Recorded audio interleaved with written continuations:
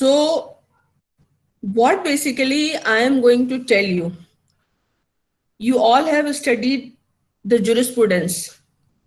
And jurisprudence, it seems that this is something which is quite difficult and quite technical subject. But believe me, jurisprudence is the soul of law. Jurisprudence is the philosophy of law. And the second most important thing is the philosophy of every subject is very, very important. That's why in every discipline, the highest degree in that particular subject, which is known as the PhD, that is also known as the Doctor of Philosophy. So philosophy has different aspects. And once you read the philosophy of law, the jurisprudence of law, then what basically you are going to study there? You are going to study there the definition of law, what law is, what law ought to be, the factors which are going to influence the law, and so many other things. तो आपने basically क्या पढ़ा? You have studied different kind of schools. Remember, law is not something which is very unique. It is very simple. It just, depends upon your observations, how you are going to observe the things. Like, for that sake, I am just going to give you a simple example.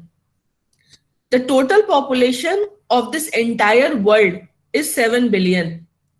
All 7 billion individuals in this world have different fingerprints. Fingerprint of one person is not going to match with the fingerprint of another person.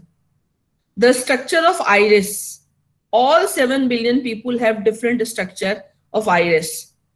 Once you talk about the biodiversity, even in a tree, the leaves of a particular tree are plant, they are similar to each other, but they are not exactly same. Similarly, when we talk about the state or the country, it seems that one country is very much like another country, but remember, every country has different history of origin. Every country has different kinds of requirements. And this is the reason that in the entire world, the countries are different from each other on the basis of culture, on the basis of religion, on the basis of the geography, on the basis of the history, on the basis of the political science, and because of these reasons, they are different in laws also. One law cannot be equally applied to all the nations. सबके ऊपर एक जैसा नहीं लग सकता. तो हम क्या करते हैं? When we apply the basic concept of the interpretation of law, remember, the law should be interpreted according to the requirement of the society. Once I ask you, do you know your country? You will say, I live in India. Do you know the philosophy of this country? Do you know the history of this country? Do you know the political science of this country? If you don't know, do you know the sociology and literature of this country? If you don't know, you can never understand law. Then you are going to grow law in a very artificial manner. आपको पता है कि आप कौन है, आपको पता है कि what is so peculiar about your country. अभी recently so many issues are going on in discussion, and I prefer to discuss these issues. I'm just going to take few examples. Very recently, we have seen certain things have happened in United States of America, and they were unprecedented. We follow America. Sometimes we follow America blindly. We consider them as the most intellectual class, the most sophisticated class, and the most democratic country. But what ultimately has happened in America few days back? क्या हम ये कह सकते हैं कि this was according to the standards of democratic principle? कितने साल हम अमेरिका को आदर्श मानते हैं? कितने साल पहले अमेरिका का कॉन्स्टिट्यूशन या America as an independent state came into the existence? 300 years back. Do you know India is the only country which has 7,000 years old written economic history? I am talking about economic history. और मैं इस पे जोर इसलिए देती हूँ, if you don't know कि आप कौन है, अगर आप ये नहीं जानते कि आपका देश क्या है, तो तो आप ये जान ही नहीं सकते कि आपके देश का कानून और आपके देश का संविधान क्या है. So today I'm not going to give a proper lecture on constitutional law. I am just going to let you understand that what you don't know is very much important for you, because that is something which is related with your existence and that is related with your identity. मैं कुछ चीजें आपको बताती हूँ क्योंकि हमें आजकल क्या हो गया है, there is an era of revolution in the field of information and technology.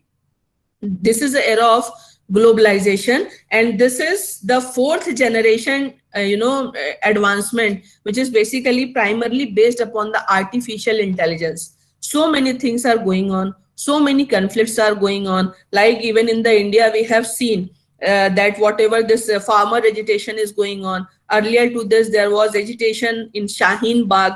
So there is a new kind of conflict. States are many times are saying that they are not going to implement the policy of the center. So there is a democracy.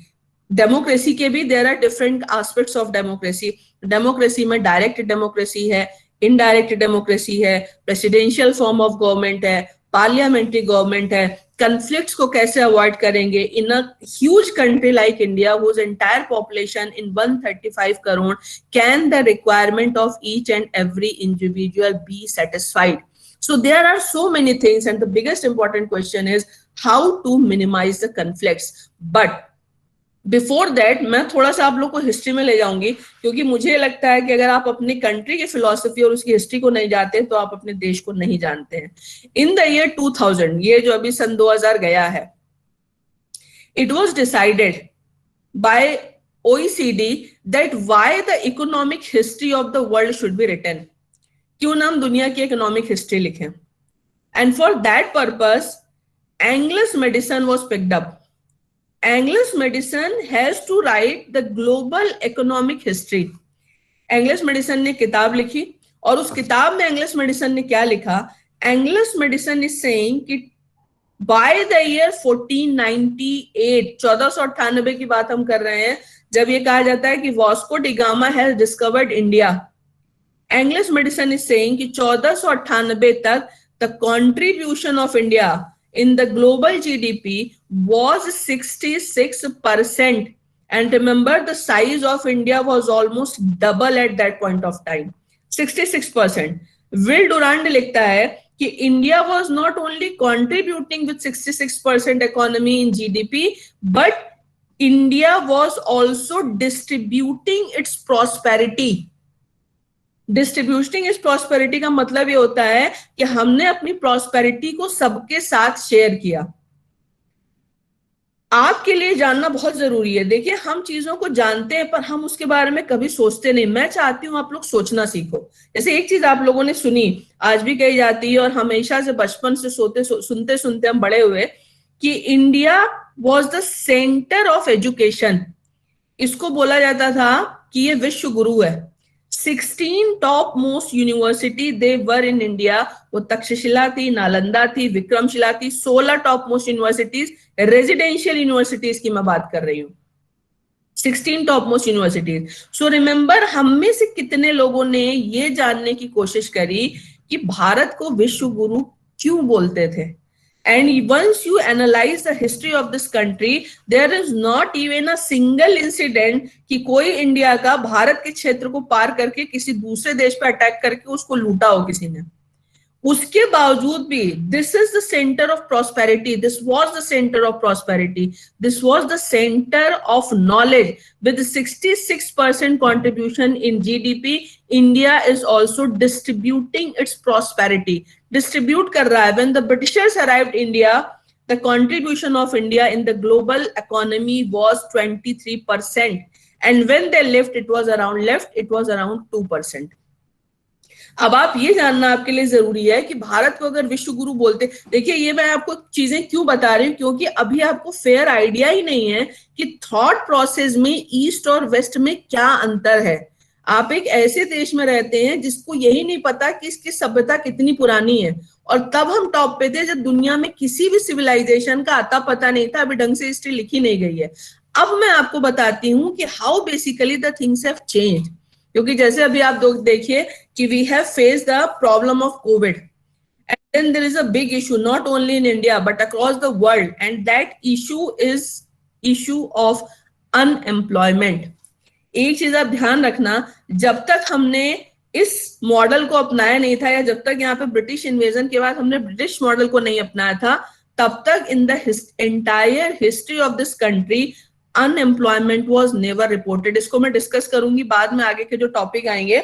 लेकिन यहाँ पे important क्या है कि हमने वो कौन सा चेंज किया, because the factors which are going to influence our thoughts, the factors which are going to influence our economy, each and every factor is very much important. So what is the most important thing? Most important thing, एक बड़ी important मैं आपको और बात बताती हूँ कि normally what is the normal and the general trend when we are talking about the intelligence? We believe that cognitive intelligence is only intelligence.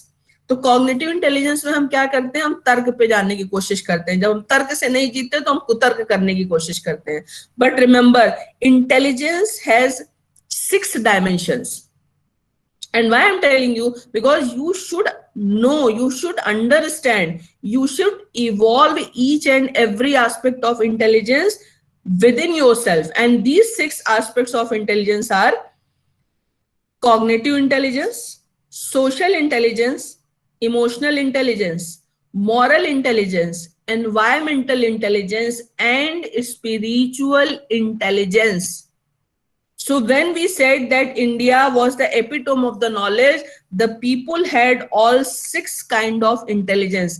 जिसमें जो environmental intelligence है, that is something which is very very relevant, क्योंकि India का जो economic model था, when the India was at the top in the contribution of the global economy, then too the model of the development was ecocentric. We never destroyed natural resources. तो यहाँ पे जो existence का model है, यहाँ पे जो डेवलपमेंट का मॉडल है, वो को एग्जिस्टेंस में बिलीव करता था, ये नहीं था. और इसीलिए आप लोग को मैं आगे बताऊंगी, जब हम लोग लॉ पढ़ते हैं, then we use a term very frequently, natural law of justice. Once I ask this question, what do you mean by natural law of justice? And you can ask this question to any number, any person. Most of them are going to give the answer that natural law of justice means Plato said this, Socrates said this, he said this, that said this. But what you feel about the natural law, can you explain it?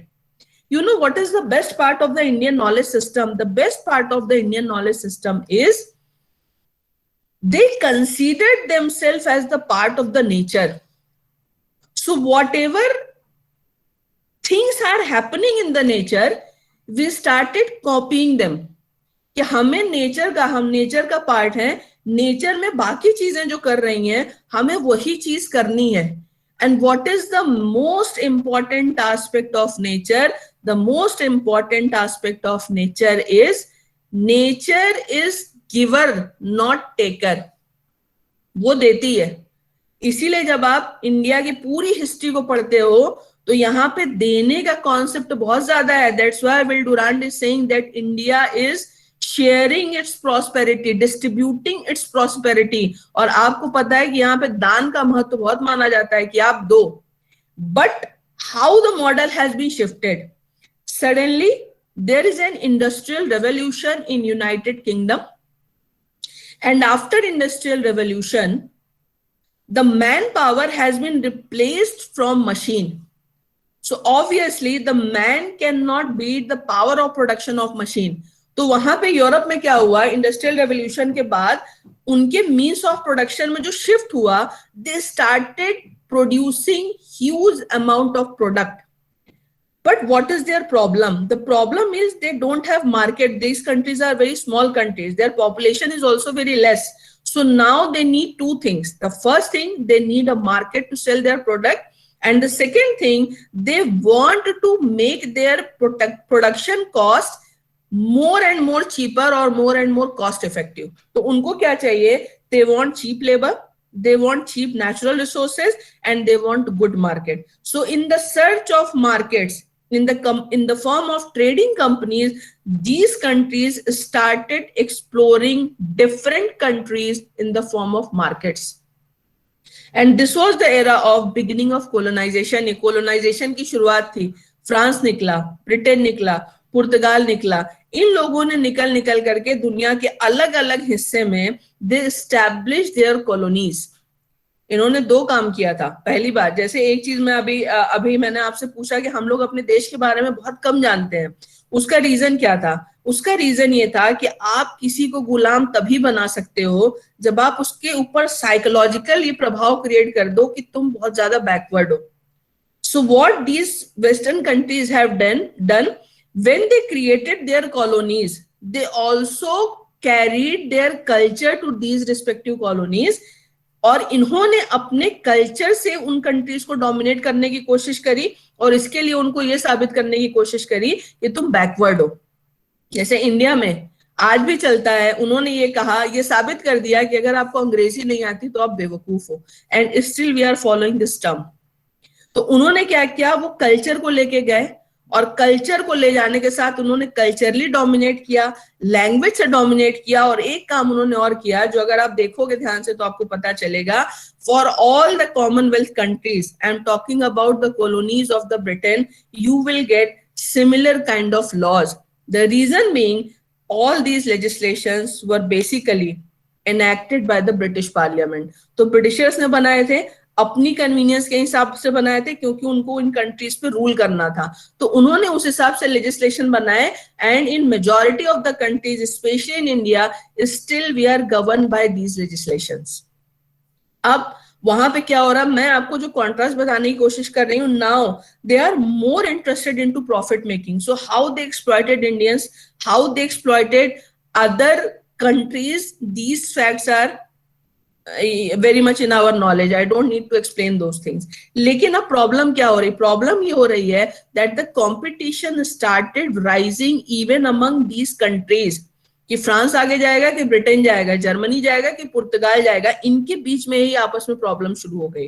And what was the ultimate result? The ultimate result is first world war.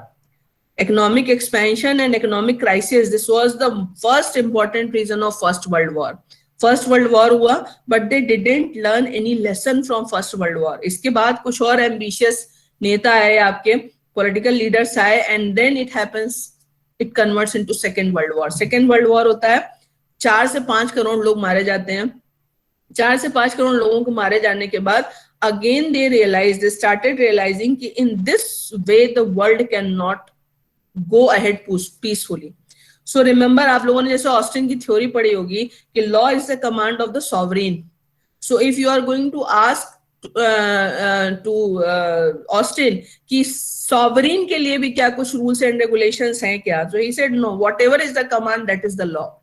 ये theory बहुत लंबे समय तक it dominated over the entire Europe, this theory of Austin. और इसका Austin की theory का सबसे बड़ा ड्रॉबैक क्या था? The natural law of justice की जो थ्योरी थी, that was kept on the back seat. But after the Second World War, the world realized that if we are not going to take care the interest of the life and dignity of the human beings, then we are going to create more conflicts। इस समय दो चीजें हो रही हैं। This is something which is very very interesting। Now after the Second World War, the world is changing, started changing। They were compelled to change themselves। क्या कर रहे हैं? एक तो international organisations are coming into the existence. आपका United Nations existence में आता है, universal declaration of human rights आता है। ह्यूमन राइट्स के नाम पे, प्रोटेक्शन के नाम पे, या कंट्रीज को कंट्रोल करके पीस एस्टैब्लिश करने के नाम पे several organisations and bodies have been created. But at the same time 3 more bodies have been created। The first was the World Bank, the second was the IMF, and the third was the GATT। ये तीन चीजें इन्होंने create करी। एक और चीज इन्होंने करी, इन्होंने क्या किया, अब ये हो गया कि जब ट्रेड होगा तो ट्रेड स्मूथ कैसे हो, इसके लिए there should be a standard currency. तो इन्होंने बोला कि डॉलर होगा और दुनिया की हर करेंसी का जो वैल्यूएशन होगा वो डॉलर के कंपैरिजन में किया जाएगा। तो डॉलर के बाद इक्का दुक्का करेंसी जो और रही होंगी नहीं, आपका यहाँ पे करेंसी का इन्फ्लेशन हो रहा है, डिफ्लेशन हो रहा है, वैल्यू उसकी कितनी है, इन सबको कंपेयर करने के लिए इन्होंने डॉलर को इंट्रोड्यूस किया। Now through the GATT what basically they have decided to do. This is something which is very, very important. GATT means once you read the provisions of the GATT, which is now WTO, it seems that everything is so fair. So fair. आपका IMF हो या आपका world bank हो, आपको लगता है कि basically their purpose is to assist or to help the poor nations in developing themselves. But there is something else which is going on. और वो क्या है? वो ये है कि ये जो कंट्रीज थी, जो डेवलप्ड और डेवलपिंग कंट्रीज में या रिच और पुअर कंट्रीज में, क्योंकि जो कॉलोनी बनी वो तो पुअर हो गई और जिनकी कॉलोनी थी वो रिच हो गए। तो इसका रिजल्ट क्या हुआ? ये जो आपका इंडस्ट्रियल रेवोल्यूशन के बाद जो इनमें मारामारी मची and certain countries receive the status of the developed nation, now financially they are at much better position, financially बहुत एडवांस स्टेबल है, technically they are more advance. तो जो एग्रीमेंट होता है वो क्या होता है? जो बेचारी गरीब कंट्रीज हैं उनके पास क्या है? Most of them are strong in textile sectors and in agriculture sectors, but the developed countries they are more strong in आपका जिसको बोलते हैं technological aspect, more advanced in research के लिए पैसा लगता है। developed countries do not have sufficient money, developing countries do not have sufficient money, but developed countries have। तो उन्होंने रिसर्च पे बहुत पैसा खर्चा किया, उन्होंने टेक्नोलॉजिकल एडवांसमेंट किया और ultimately there was a bargaining between the developed and the developing countries. And what is the outcome of that bargaining? Developed countries अपने यहाँ पे डेवलपिंग कंट्रीज को एग्रीकल्चर और टेक्सटाइल प्रोडक्ट्स के लिए एक्सेस देंगी, and in exchange of that developing countries will give access to the developed country to sell their product। वो जो प्रोडक्ट्स के लिए देंगी, टेक्नोलॉजी के लिए देंगी, और जो फाइनेंशियल इंस्टीट्यूट्स हैं उनको भी, फाइनेंशियल इंस्टीट्यूट्स को भी एक्सेस देंगी, जैसे फॉरेन बैंक्स आपके यहाँ आएंगे। ये जो आपका एरा शुरू हुआ, इसने क्या किया? इसने इंडिया के पूरे मॉडल के एकदम कॉन्ट्रास्ट में था। मैंने अभी आपको बताया कि when the Britishers left India the contribution of India was 2% in the global GDP, and when the Britishers arrived to India the contribution of India in the global GDP was 23 to 24%। तो यहां से हम एकदम कंगाल हो गए। अब इसमें क्या होता है? अब जैसे 4th जनरेशन एडवांसमेंट हमारे जो टेक्नोलॉजी का चल रहा है, इसमें क्या हो रहा है? Now there is a competition among the countries, and what is the purpose of the competition? Who is going to be bigger economic power? Now these days we very frequently we listen a term which is known as the China's expansionist policy. So China is expanding in what sense? China want to be the sole financial power in the globe. वो चाहता है कि हम America को replace करें, क्योंकि आज America में अगर आप देखिए तो अमेरिका चाइना में बहुत ज्यादा डिफरेंस नहीं है।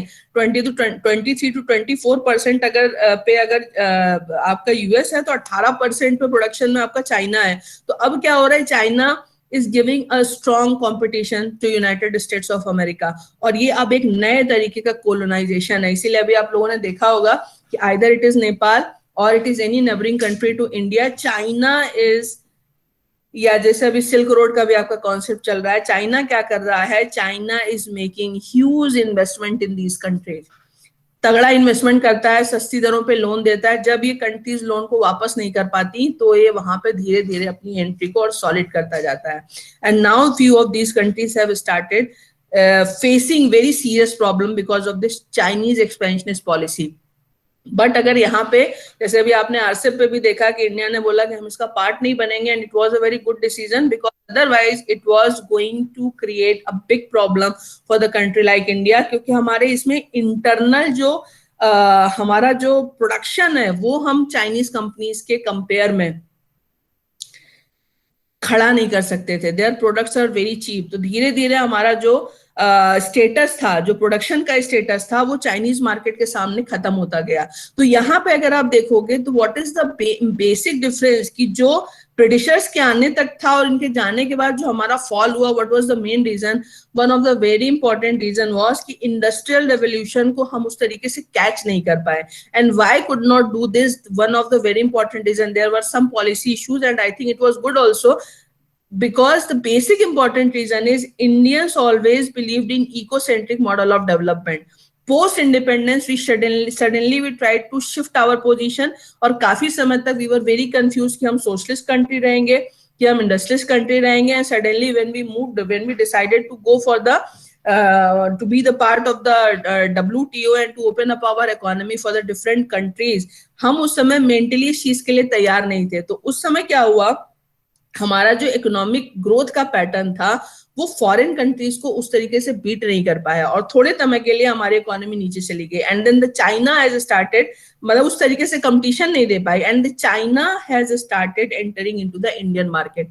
But now what is happening, if you have seen, because we all are talking about the constitutional laws, we also talk about the freedom of speech and expression, and then in this era of fourth generation technology where artificial intelligence is going to play a very important role, data protection is going to be a very big challenge। जैसे अभी हम लोगों ने देखा कि what is going on between WhatsApp and Facebook, कि WhatsApp का clear message आपके पास आ रहा है कि either allow us to share your data with the Facebook or we are going to delete your account or you yourself can delete your account। तो ये क्या है, उन्होंने हमसे डेटा ले लिया, हमारी सारी इंफॉर्मेशन हम उनके पास है।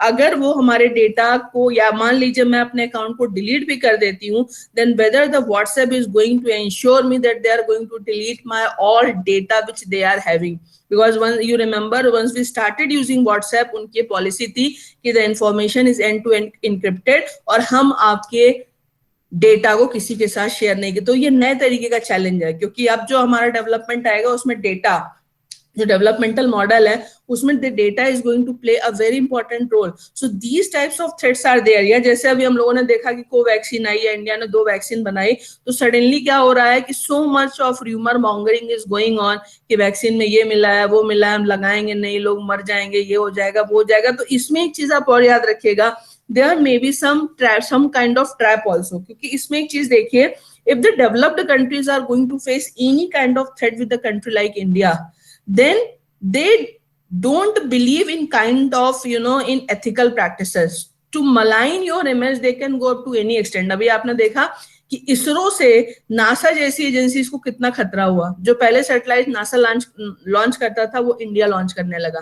तो आपने देखा अभी हाल में, आपने देखा होगा ये इसरो के साइंटिस्ट पे कुछ लोगों पे अटैक हुए, कुछ लोगों पे जहर खिलाने की कोशिश की गई, 100 से ज्यादा साइंटिस्ट मारे जा चुके हैं in mysterious circumstances. And if you have remember what happened last a few years back in state of Kerala with the topmost ISRO scientists, जिनको कि आपने देखा कि किस तरीके से राजद्रोह के केस में फंसाया गया और उनकी पूरे के पूरे कैरियर को बर्बाद कर दिया गया, because they were working on cryogenic engines। So there are different kind of threats। So once you are going to deal with the law, you must be aware about everything, whatever is the economic policy or whatever is happening at economic front, in political front, in sociological front, in philosophical front। तो हमारे साथ आज के समय में this is something which is very very challenging and which is very very important also। Now what another thing or another aspect which is very important for your point of view, तो मैंने तुम लोग को एक journey बताई कि किस तरीके से जो हमारा India which was one of the most powerful economic power, ये किस तरीके से नीचे आई और किस तरीके से now again there is a big debate. क्योंकि हमें पता है, मैंने आप लोग को बताया कि economic ecocentric model of development was the biggest strength of India, but suddenly हम क्या हुआ, दुनिया में confusion create हुई है, and now after the post COVID again there is a big debate that what should be the model of the development। तो ये तो हो गई एक चीज जो कि हमें आगे देखनी पड़ेगी। और इसमें तुम्हें एक बहुत इंपॉर्टेंट चीज जिसको कि मैंने अभी बताया था, एक बार मैं फिर थोड़ा सा बताऊंगी और फिर हम आगे बढ़ेंगे। मैंने अभी हम लोग को बताया था the best part of the Indian philosophy was Indians always considered themselves as the part of the nature, so they copied nature। तो कॉपीड नेचर में उन्होंने क्या किया, जैसे मैंने अभी आपको बताया कि नेचर में कोई चीज लेती नहीं है, वो देती है। नदी पानी देती है, कुआं पानी देता है, पेड़ ऑक्सीजन देते हैं, जमीन आपको अनाज देती है, जानवर जीव पक्षी कुछ भी हो वो आपको कुछ ना कुछ देते हैं। अगर सब कुछ कोई लेता है तो वो ह्यूमन बीइंग लेता है। But what was the model of Indian development? Don't gather और कलेक्ट सो मेनी थिंग्स। तेन तक तेन भुंजिता, ये हमारी फिलॉसफी है। तेन तक तेन भुंजिता का मतलब क्या होता है? प्राकृतिक संसाधनों का त्याग पूर्वक उपभोग करो। और त्याग पूर्वक उपभोग का मतलब क्या होता है? उतना ही यूटिलाइजेशन उनका करो जितना कि वो तुम्हारे लिए जरूरी है। पर ये जो कंज्यूमरिज्म कर ले इंडियन और वेस्टर्न मॉडल के थॉट में बेसिक डिफरेंस क्या है? यहाँ पे माना जाता था कि we are the part of the nature, so we will not exploit nature. वहां पे क्या माना गया कि we are the owner of the nature, तो नेचर में जो भी चीजें हैं वो हमारे कंजम्पशन के लिए हैं। तो वहां पे जो developmental model post industrial revolution आता है, उसमें क्या होता है, they are exploiting the natural resources beyond the limits, and what is ultimately is going to happen within 200 years of industrial revolution, 60 to 70% of biodiversity that we have already lost, 60 से 70% हम खत्म कर चुके हैं। अभी भी आपने देखा कि जो कोरोना आया, कोरोना ने एक नया क्वेश्चन बड़ा इंपॉर्टेंट उठाया कि अगर पेंगोलिन को खाने से कोविड-19 आया था, तो क्या अब दुनिया में इस पे सीरियस बहस नहीं होनी चाहिए कि हमें क्या खाना चाहिए और क्या नहीं खाना चाहिए। इसमें एक बड़ी इंपॉर्टेंट बात यह है, they always considered Indians as very backward community. India में आज तक कभी भी खाने को लेकर के कोई बीमारी नहीं हुई है, या किसी भी तरीके की बीमारी जो इंडिया में महामारी या एपिडेमिक के रूप में फैली है, most of them have been imported. Even the most backward tribes also know what to eat and how to eat. So there is another debate, क्योंकि आपने देखा होगा बीच में बड़ा चला था, right of my food of my choice is my fundamental right, जो मुझे खाना है वो मुझे खाने दिया जाए। This COVID incident, it has started a new debate कि क्या जो भी हमें खाने की हमारी इच्छा है वो हमें खाना देना चाहिए, या इसमें भी the basic theory of the natural law should be followed, which was imbibed by the Indians. तो इंडिया का अगर आप देखोगे तो इंडिया में जो कल्चरल इसको कल्चर बना करके रखा गया कि nature will be considered as the part of our culture, और इसीलिए यहाँ पे पंच तत्वों की पूजा भी की जाती थी। इसमें एक चीज मैं और आप लोगों को बताऊंगी जो कि बहुत इंपॉर्टेंट है।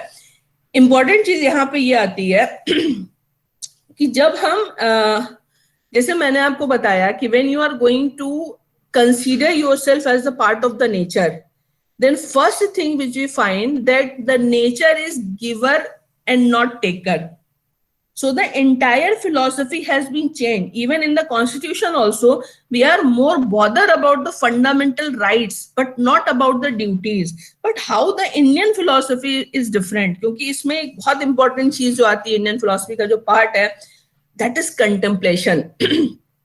चिंतन करना, मनन करना, और हम उन चीजों पे ध्यान नहीं देते। जैसे मैं अभी आपसे एक छोटा सा सवाल पूछती हूँ कि आप में से मैं आप लोगों से कुछ चीजें फिजिक्स पे भी डिस्कस करूंगी, कुछ बायोलॉजी पे भी डिस्कस करूंगी, but here I am just going to ask a simple question.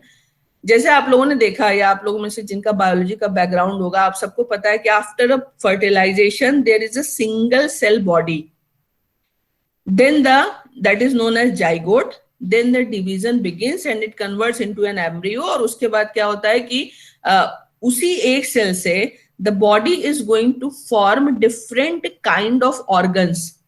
वही एक सेल है, उसी एक सेल से आपका लीवर भी बन रहा है, किडनी भी बन रही है, ब्रेन भी बन रहा है, बोन भी बन रही है, सारे ऑर्गन्स बन रहे हैं। और उसके बावजूद भी एक और चीज आप याद रखिए, हम अनलिमिटेड टाइम तक ग्रो नहीं करते हैं। किडनी की कितनी साइज होगी, लीवर का कितना साइज होगा, हार्ट का कितना साइज होगा, आदमी कब तक बढ़ेगा, ये उस एक सेल से बनी हुई हर सेल को मालूम है। So what is the biggest mystery? The biggest mystery is इस एक सेल में जो अलग अलग बॉडी ऑर्गन्स को बना रही हैं, इन सेल्स में ये कॉन्शियसनेस कहां से है कि उनको क्या बनना है और उनको क्या काम करना है। इसको लेकर के when you compare the model of study with India and the western world, there is a difference. और इसमें एक बड़ा इंपॉर्टेंट जो आगे हम लोग डिस्कस करेंगे when we will discuss article 25, there is a big difference of philosophy between Indian and the western world. Indian world में क्या किया गया, द थिंग्स वर इंटरनलाइज। और इंटरनलाइज करने का मतलब क्या होता है? इंटरनलाइज करने का मतलब ये होता है you will explore the things within you। यहाँ पे कहा गया अहम ब्रह्मास्मि, यानी जो ब्रह्म है वो हमारे ही अंदर है। जैसे हम लोग कहते हैं ना, we have right to freedom of speech and expression, that also includes right to know। तो मैं हमेशा ये सवाल पूछती हूँ कि हम क्या जानना चाहते हैं, जिसको कि हम इतने सालों से, करोड़ों लाखों सालों से खोजते जा रहे हैं, पर हम उसको जान नहीं पा रहे हैं। उन लोगों ने इस चीज को जानने की कोशिश करी कि ये कॉन्शियसनेस का जो सोर्स है ये हर सेल में कहाँ से आता है। उसको अलग अलग नाम दिए गए, किसी ने आत्मा बोला, किसी ने परमात्मा बोला। अगर आप लोग अब साइंस को थोड़ा सा पढ़ते होगे, अवेयर होगे, तो आपको देखा होगा कि आपकी जो बिग बैंग थ्योरी है या जो डार्विन की थ्योरी है, डिस्कार्डेड हो चुकी है। अब स्टार डस्ट थ्योरी चल रही है। इसका मतलब क्या होता है? इसका मतलब ये होता है जैसे मैं आपसे पूछूं कि आप what we are as a body, we are a collection of certain organs. हम कुछ कुछ ऑर्गन्स का कलेक्शन है। What every organ is doing, every organ is aware कि what is the duty of that particular organ, और हर organ अपनी duty कर रहा है। एक बार अगर वो ड्यूटी करना 1 सेकेंड के लिए, अगर आपका जो हार्ट है ना वो 2 सेकेंड के लिए धड़कना भूल जाए तो आप उठा करके सीधे हॉस्पिटल जाओगे। ये जो इतना सिंक्रोनाइज चीजें चलती हैं, इसको मैनेज ये कैसे होती हैं, इनको कौन करता है? अभी मैं जैसे आपसे पूछूं कि ह्यूमन बॉडी आपकी कैसी बनी, तो आप बोलोगे it is a collection of organs. Organs आपके कैसे बने? आप बोलोगे इट इज सेल। सेल कैसे बने? आप बताओगे न्यूक्लियस है, माइटोकॉन्ड्रिया है, क्रोमोसोम है, ये है, वो है। करते करते जब आप नीचे तक आओगे तो आप कहोगे कि molecule, then atom, then electron, proton, neutron, nucleus. फिर आप और नीचे आओगे कि ये कैसे बने, तो आपको पता चल गया कि अब आपका फोटोन तक हम आ चुके हैं। अब फोटोन कैसे बना, इसको लेकर के आपने देखा होगा कि आपका खोज चल रही है स्पेन के बॉर्डर पे, जहां पे वो एक गॉड पार्टिकल की खोज कर रहे हैं कि एक्चुअल में वो पहला पार्टिकल जिससे सारी चीजें बनी, वो स्मॉलेस्ट पार्टिकल क्या है, क्योंकि इनका मानना है कि उस स्मॉलेस्ट पार्टिकल से ही सारी की सारी चीजें बनी है। तो इसमें आप एक चीज देखिए कि not science which doesn't believe in God, ultimately they were forced to give the name to this particle as God particle. तो हमारे यहाँ पे क्या हुआ, हमने इन चीजों को इंटरनलाइज करके इनको अंदर खोजा और हमने क्या किया, अपने आप को इवॉल्व किया। वेस्ट में जो स्टडी होती है उसमें उन्होंने क्या किया है, उन चीजों को उन्होंने बाहर खोजा है। इसीलिए हमारे यहाँ पे गॉड को भी अंदर खोजने का कॉन्सेप्ट है और वहां पे बाहर खोजने का कॉन्सेप्ट है। But it brings a huge difference. And how it brings huge difference, क्योंकि once I am going to say that molecule और the atom is the smallest particle, तो वो हमारे अंदर भी स्मॉलेस्ट है, वो पेड़ पौधों के अंदर भी स्मॉलेस्ट है, वो जानवरों के अंदर भी स्मॉलेस्ट है, वो पक्षियों के अंदर भी स्मॉलेस्ट है, वो एक चट्टान के अंदर भी स्मॉलेस्ट है। तो हमने क्या कॉन्सेप्ट निकाला, हमने ये कॉन्सेप्ट निकाला कि एवरीथिंग वेदर लिविंग और dead that is the manifestation of God. तो हमने जो डेवलपमेंट का मॉडल बनाया उसमें हमने क्या बनाया कि because everything is the manifestation of God, so we have no right to destroy that what we can not create. जो हम क्रिएट नहीं कर सकते उसको हम डिस्ट्रॉय नहीं करेंगे। इसीलिए यहाँ पे कॉन्सेप्ट दिया गया कि हमें किसी को मारना नहीं है या नेचर की किसी भी चीज को हमें पोल्यूट नहीं करना। इसीलिए इनफैक्ट जब आप एक्सट्रैक्शन देखोगे ना, जैसे हम लोग कोलगेट वगैरह की बात करते हैं, कोयला निकालने की बात करते हैं, तो यहाँ पे धातुओं को भी 2 हिस्से में बांटा गया और उनको सुर और असुर में डिवाइड किया गया। सुर धातुएं वो जो हमें यूज करनी चाहिए, और असुर मतलब जो धरती में बहुत गहराई पे होती हैं, वहां तक हमें एक्सट्रैक्शन नहीं करना चाहिए। लेकिन वहां पे क्या हुआ, वेस्टर्न वर्ल्ड में क्या हुआ, उन्होंने इतना ब्लाइंडली एक्सप्लॉइट किया कि 200 साल के अंदर हमने नदियों को, क्योंकि हमने भी उस मॉडल को फॉलो किया है, हमने अपनी नदियों को नष्ट कर दिया, हमने अपनी जमीन को नष्ट कर दिया। All the 5 basic elements we have completely polluted. आज क्या है, मुंह पे ऑक्सीजन लगा के चलते हैं, हमें सांस नहीं आती, हम अलग अलग बीमारियों से मरते हैं। तो अभी क्या हो गया है, there is a strong urge to find out the right way, because now many, even these things are in great debate in Western country, that this model which they have adopted, it is not sustainable। क्योंकि इसमें आपको एक बड़ी important चीज देखनी होगी कि America used to be considered as one of the biggest economy. 3-4 महीने का लॉकडाउन भी उन्होंने ढंग से नहीं किया, and unemployment is at its peak in United States of America. Their health sector is completely collapsed.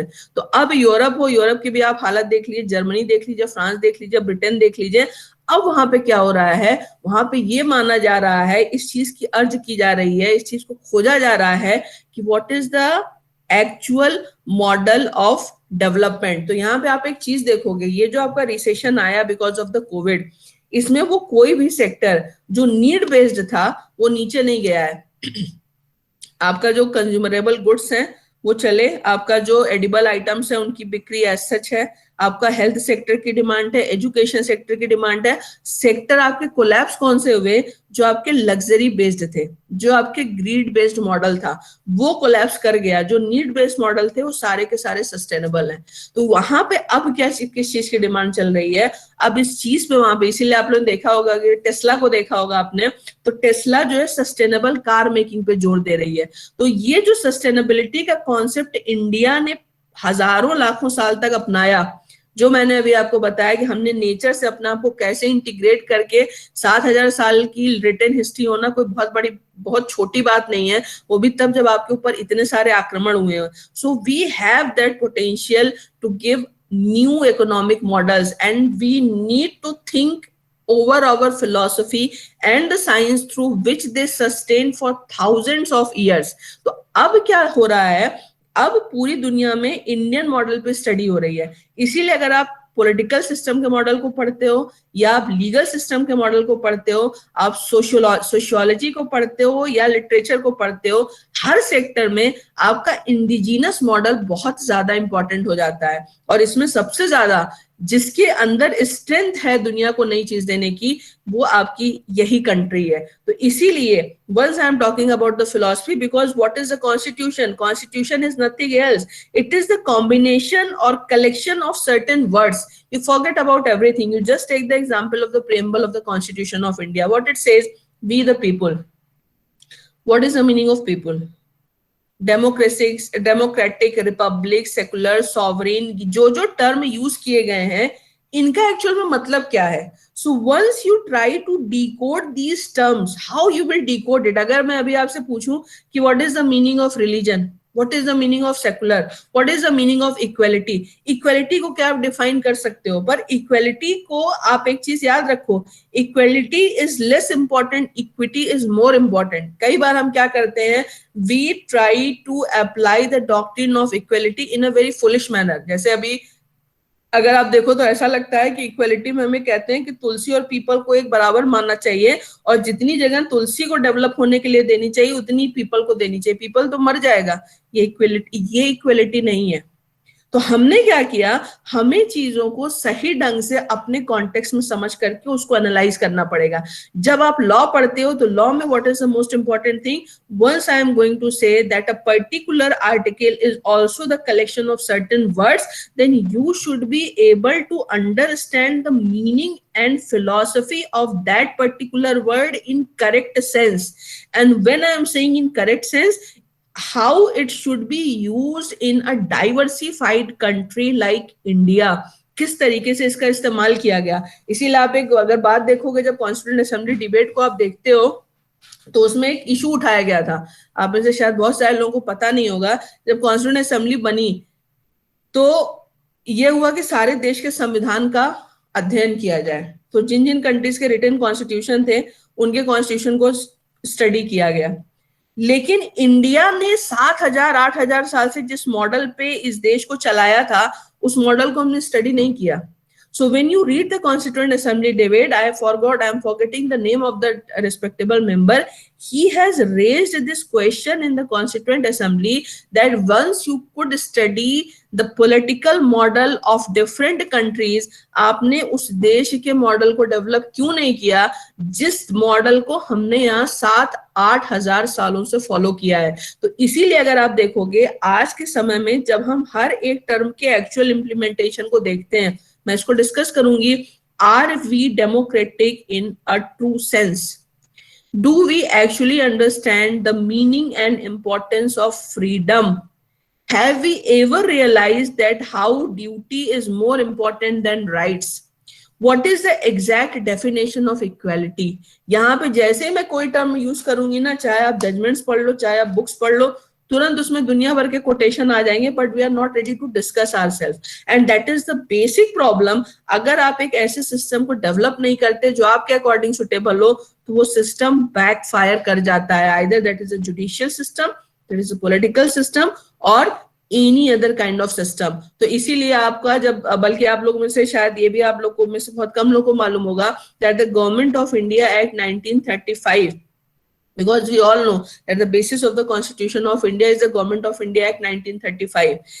But the Government of India Act 1935 was rejected by Congress in the year 1937, and the same Government of India Act became the basis of the Constitution, basis of our present constitution, और इस पे भी अच्छी खासी debates हैं कि ऐसा क्यों किया गया, कि जिसको हमने रिजेक्ट किया था हमने उसको क्यों अपनाया।